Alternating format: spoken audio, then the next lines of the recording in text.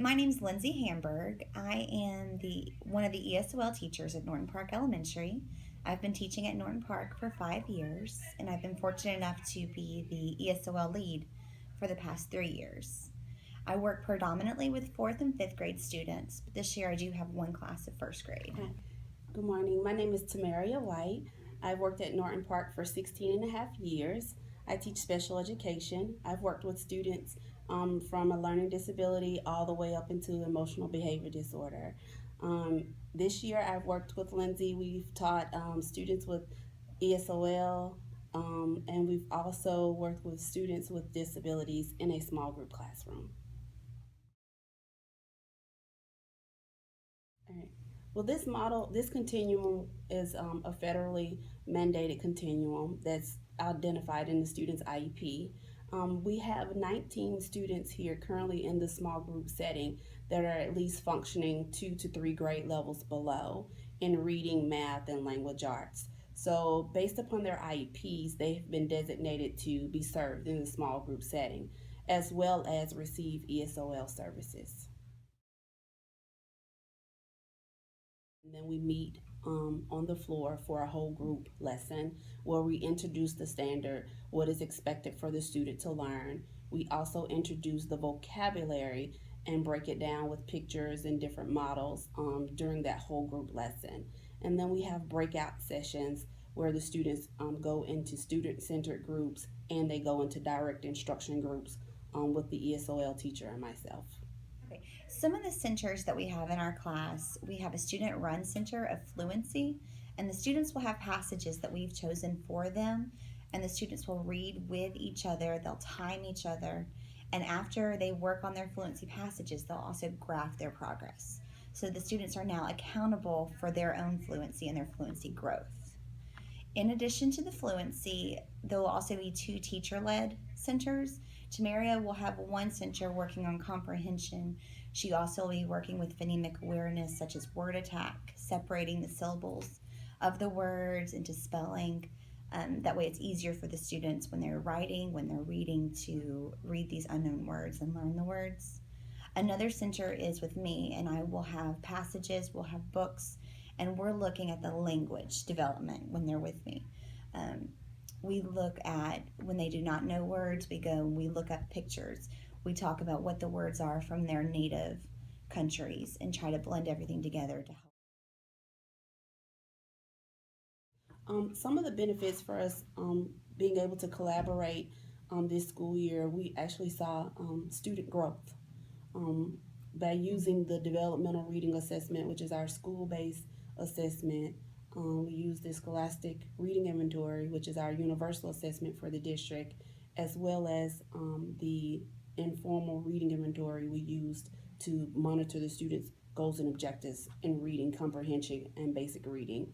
And by us doing those things and collaborating together, having those student centers, those independent centers, and those teacher led centers, we saw growth from students coming from a beginning reader all the way up to grade level. We use the data to form our groups, our teacher led groups. So if we have a lower group based on the assessments, the DRA and the SRI, we will group them together and work on the weaknesses of the student. Then we also will have the higher groups and focus on what they need to do and expand their learning. And the students were able to see their progress based upon that because we would chart it. And we would also have like a graduation for the student. So if they made progress where they were able to go on to another group or move up a level, we use that data to allow them to move up a level. So they didn't stay with their certain teacher each 9 weeks within that group. So we use that assessment to move them on to the next level. If they've mastered those skills, then they didn't stay in that group, they moved to the next group. Okay, and in addition to moving up in the classroom, the students are also able to move up in their reading level. So when they go to the media center and check out books, they move up to the next. Mm-hmm. So if they were just at the picture books, we can start now at the beginning chapter books. Mm-hmm. And the students love to have that transition. Well, one of the challenges that I faced in the classroom was maximizing the time because the students were there for 50 minutes and then they had to leave shortly for specials. So once you got into a lesson really well, and then it was time to go to specials, and then when they got back from specials, it was time to introduce a new subject area. So maximizing the time was a big challenge for us. We meet with as our grade level team with a fourth grade team 1 day a week. And so at that point, we talk about what standards are going to be met this week and next week. What Tamari and I do, we look at those standards and what the classroom teachers are doing and then modify our lessons based on those. Mm-hmm. We typically will not be doing the same standard at the same time as the regular ed teachers, but we do focus on them at a later date, just when our students are ready to move up. Well, a lot of times, Lindsay and I would have to collaborate informally through, meeting each other in the hallway, passing each other notes and passing in the hallway. We would see each other at the copier and just letting her know, I'm modifying the lesson by doing this, or we would do that through email as well. Well, I think the students benefit from having two teachers, Mm-hmm. and I think they're very happy there are two teachers. Mm-hmm. There are times, especially when we are doing a DRA, if Tamara is doing the IRI, that if she's testing, the students cannot go up and ask her questions, or they cannot come up and ask me questions if I'm doing a DRA. So they have two teachers to provide feedback, to answer these questions, to provide instruction when one is not available. It's also having the students with the disabilities. Sometimes they need just more assistance.